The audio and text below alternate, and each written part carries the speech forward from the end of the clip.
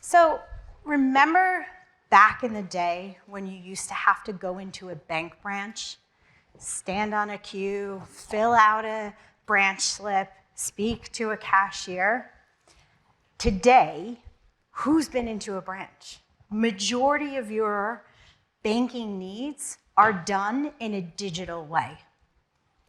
The banking sector has completely evolved, but although there are less branches, they still exist. Because there are scenarios when you can only solve that by going in and having that in-person conversation. Banking has completely changed, and we're seeing within trends within healthcare, the journey of digitalization. I'm here today as a payments expert, and you question, why are you at a healthcare conference? The reason that we are here is because we believe that payments are integral to the future of healthcare. And we see trends in the market with our clients on how they're trying to solve problems within their organizations. And by going more digital, that whole end-to-end experience really involves a transaction.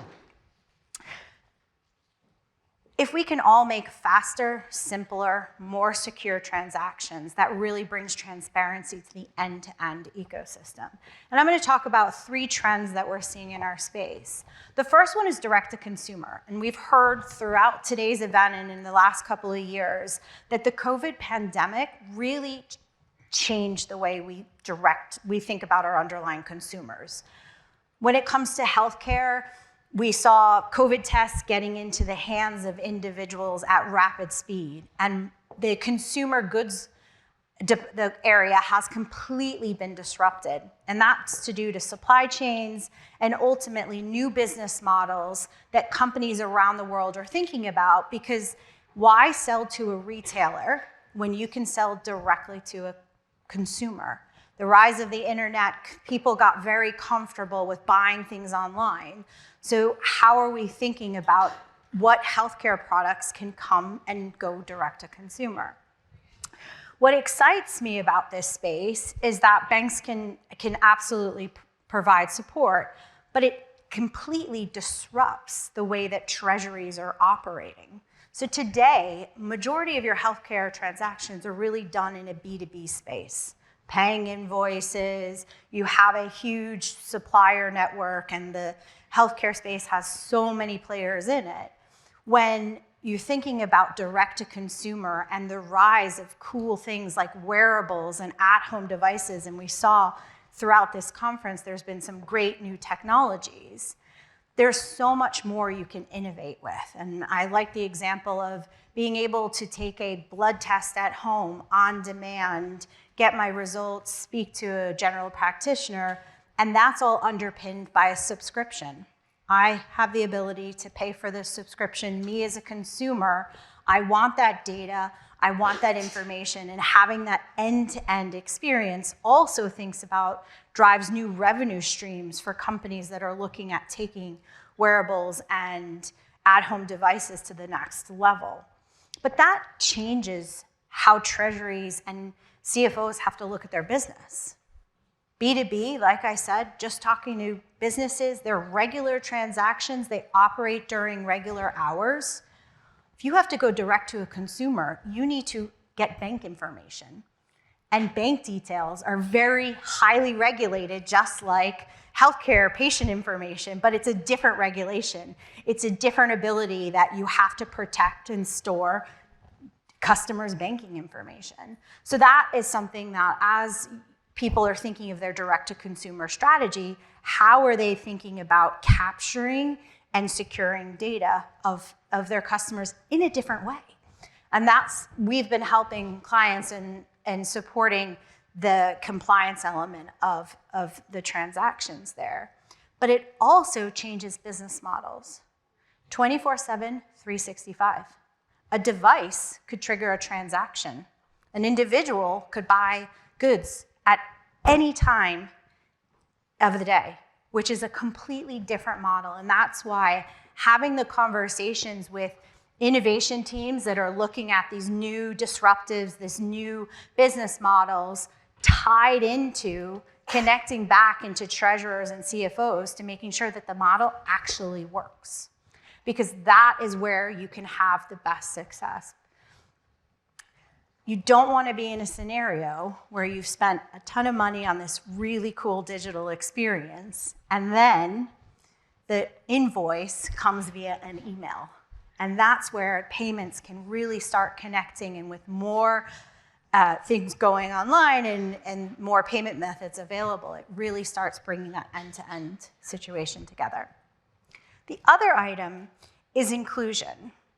And financial institutions, we spend a lot of time about thinking about inclusion, and so do healthcare professionals. And I think that that's a common goal that everyone in this room has, is really thinking about how do we get the widest reach with the greatest impact. The World Health Organization celebrates its 75th anniversary in April, and the theme is healthcare for all. And one of the big themes that we've heard throughout today is, how do we serve underserved populations and get the widest reach when it comes to things like drug trials or clinical trials?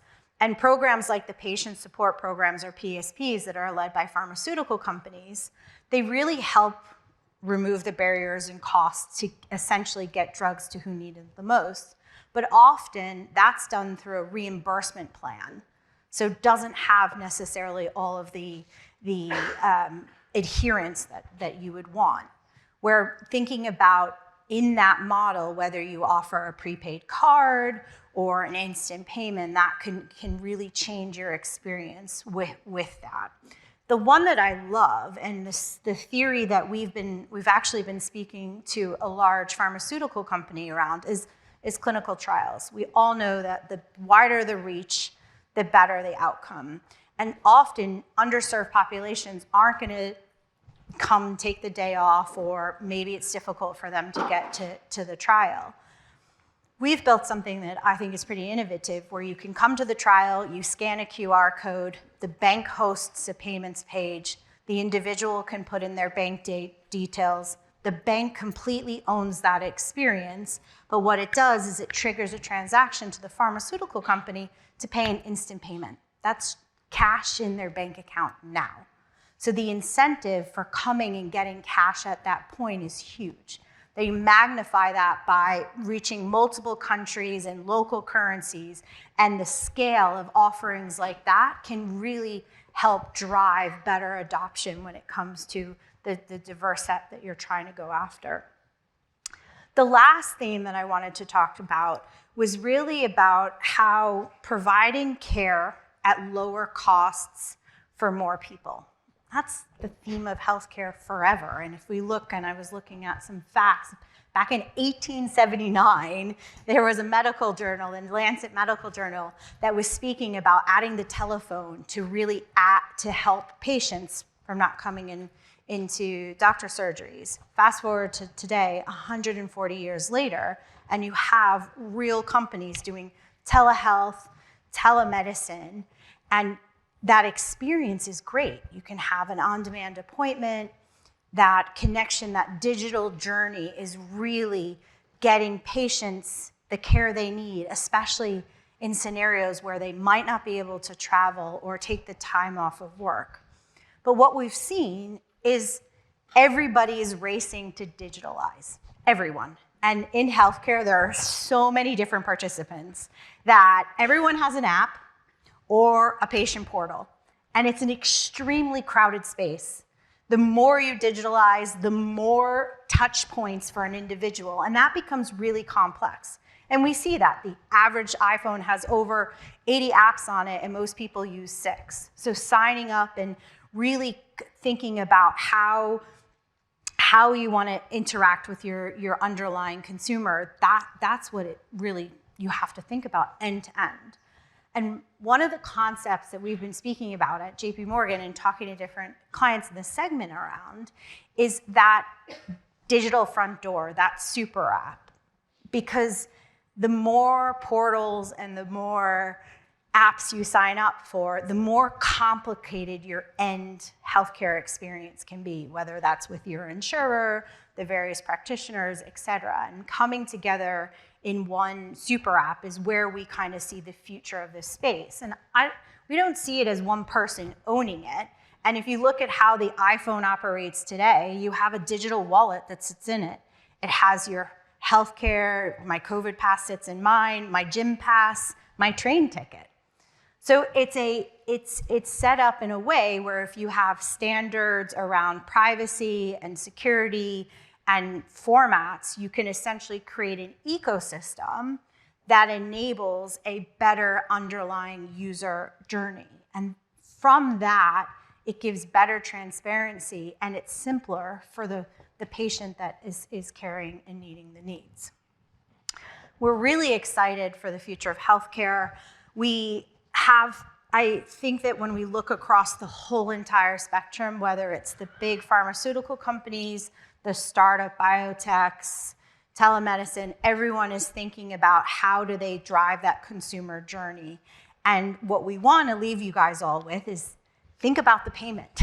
Because if there is a payment involved, that piece is so important, because what you don't want to do is, and I had a personal experience where I was on a patient portal and then I ended up going to my email to get a password to pay an invoice, and that delayed me in my transaction, and everyone wants to ultimately get paid. So I'd leave you guys with one thing: really think end to end the user journey, and don't forget that often it results in a payment. So with that, I'd love to open up for Q&A. Thank you.